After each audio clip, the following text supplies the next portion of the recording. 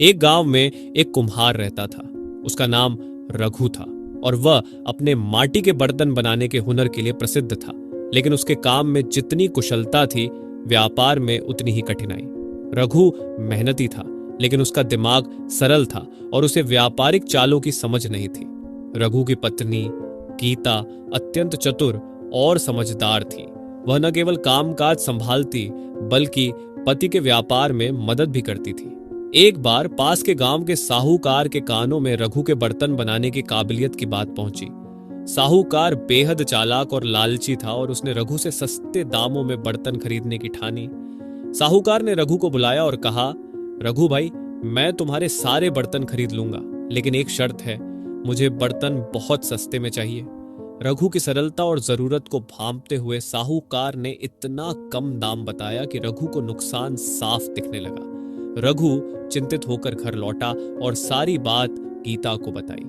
गीता ने साहूकार की चाल को समझ लिया और बोली, तुम चिंता मत करो, कल मैं तुम्हारे साथ चलूंगी और तुम्हारे बर्तन का सौदा करूंगी। साहूकार को सबक सिखाने का यही सही समय है। अगले दिन गीता ने रघु से सारे बर्तन सजवा लिए और दोनों साहूकार के पास पहुंचे। गीता ने बर्तनों को बड़े ध्यान से रखा और साहूकार से बोली, भाई साहब, ये बर्तन साधारण नहीं है, ये विशेष बर्तन है और इनकी कीमत भी विशेष है। साहूकार हंसते हुए बोला, अरे बहन, ये मिट्टी के बर्तन ही तो हैं, इनमें ऐसा क्या खास है? गीता ने चालाकी से जवाब दिया, भाई साहब, इन बर्तनों का उपयोग साधारण नहीं है। यदि इनसे पानी पियो तो रोग नहीं लगेगा, यदि भोजन रखो तो वो लंबे समय तक खराब नहीं होगा। इसके अलावा इसमें खाना पकाने से भोजन का स्वाद भी बढ़ जाएगा।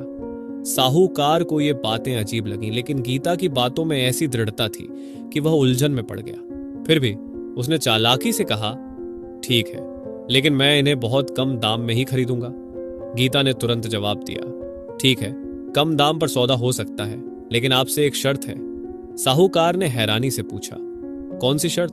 गीता मुस्कुराई और बोली, शर्त यह है कि आप इनमें से एक बर्तन को पानी से भरें और अगर उसमें पानी पूरा भर जाए तो मैं आपकी बताई कीमत में सारे बर्तन बेच दूंगी। अगर नहीं भरता तो आपको मेरी बताई कीमत देनी होगी। साहूकार ने सोचा कि इसमें क्या कठिनाई है, एक बर्तन ही तो भरना है। उसने तुरंत हामी भर दी।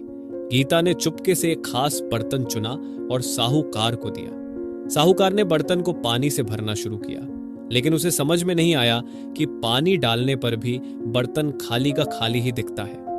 दरअसल गीता ने रघु को एक बर्तन ऐसा बनाने को कहा था जिसमें नीचे एक छोटा छेद था। साहूकार बार बार पानी भरता पर बर्तन पूरा भरता ही नहीं था। साहूकार थक गया और गुस्से में आकर बोला, यह कैसा बर्तन है, ये भर क्यों नहीं रहा? गीता ने मुस्कुराते हुए कहा, यही तो खासियत है इस बर्तन की, यह साधारण नहीं, एक विशेष बर्तन है। हमारी मेहनत की सही कीमत आपसे लेंगे, नहीं तो हम सौदा रद्द कर देंगे। साहूकार को अब गीता की चतुराई समझ में आ गई। उसे मजबूरन गीता की बताई कीमत पर सारे बर्तन खरीदने पड़े। इस घटना के बाद साहूकार ने कभी रघु को ठगने की हिम्मत नहीं की और गांव में गीता की चतुराई के किस्से मशहूर हो गए। रघु और गीता की मेहनत और बुद्धिमानी के बल पर उनका व्यापार भी खूब फला फूला और दोनों सुख शांति से अपना जीवन बिताने लगे। रघु और गीता के व्यापार की सफलता की कहानियां गांव गांव में फैलने लगी। अब दूर दूर से लोग उनके पास बर्तन खरीदने आने लगे। गीता ने समझदारी से व्यापार का विस्तार किया और न केवल बर्तनों की गुणवत्ता पर ध्यान दिया, बल्कि ग्राहकों के लिए नए नए प्रकार के बर्तन बनवाने लगी। एक दिन गांव का मुखिया उनके घर आया और बोला, गीता बहन, तुमने बहुत नाम कमाया है, तुम जैसे लोग गांव का गौरव बढ़ाते हैं, क्या तुम गांव के अन्य कुम्हारों को भी यह कला सिखाओगी? गीता ने सोचा कि अगर गांव के अन्य कुम्हार भी कुशल हो जाएंगे तो सबकी आय बढ़ेगी और गांव समृद्ध होगा। उसने मुस्कुराते हुए कहा, मुखिया जी, यह मेरे लिए सम्मान की बात होगी। मैं अवश्य सभी कुम्हारों को सिखाऊंगी कि कैसे वे अपने बर्तनों को खास और आकर्षक बना सकते हैं। इसके बाद गीता ने गांव के सभी कुम्हारों को बुलाया और उन्हें बर्तन बनाने की नई तकनीकें सिखाईं। उसने उन्हें बताया कि कैसे अपने बर्तनों में रचनात्मकता लाएं और ग्राहकों के मन को समझते हुए उनके अनुसार बर्तन बनाएं। साथ ही उसने उन्हें यह भी सिखाया कि व्यापार में ईमानदारी और समझदारी का क्या महत्व है। धीरे धीरे गांव का पूरा कुम्हार समाज तरक्की करने लगा। हर कोई गीता के बताए अनुसार काम करने लगा और उनके व्यापार में भी लाभ होने लगा। रघु भी अब अपनी पत्नी के सहयोग से आत्मविश्वास से भर गया और अपने काम में पहले से अधिक कुशल हो गया। कुछ समय बाद गांव में एक बड़ा मेला लगा जिसमें कई गांवों के लोग आए। गीता ने सोचा कि इस मेले में भाग लेकर वह अपने और गांव के कुम्हारों के बर्तनों का प्रदर्शन करेगी। उसने रघु और अन्य कुम्हारों के साथ मिलकर एक आकर्षक स्टॉल सजाई जहां सभी प्रकार के बर्तन थे।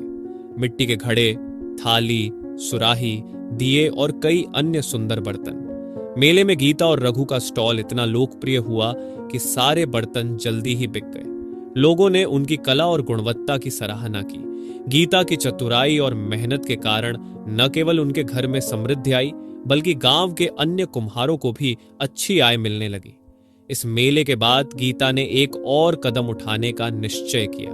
उसने रघु और गांव के अन्य कुम्हारों के साथ मिलकर एक बर्तन संगठन बनाने का निर्णय लिया, जिससे सभी कुम्हार आपस में मिलकर एक साथ काम कर सके, एक दूसरे की मदद कर सके और व्यापारिक प्रतिस्पर्धा में खड़े हो सके। इस संगठन के माध्यम से गीता ने सभी को संगठित किया और सुनिश्चित किया कि सभी को उचित दाम मिले और किसी को ठगा न जा सके।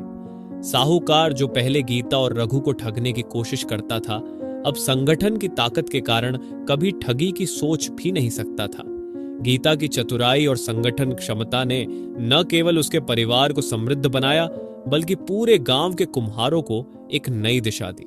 समय के साथ गीता का नाम न केवल उसके गांव में बल्कि आसपास के इलाकों में भी प्रसिद्ध हो गया।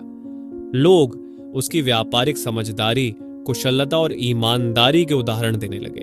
गीता और रघु ने अपने बच्चों को भी व्यापार के गुण सिखाए ताकि वे भी उसी ईमानदारी और मेहनत से अपने काम को आगे बढ़ा सकें। इस प्रकार गीता की चतुराई, मेहनत और समझदारी ने न केवल उसके परिवार का बल्कि पूरे गांव का भविष्य उज्जवल कर दिया।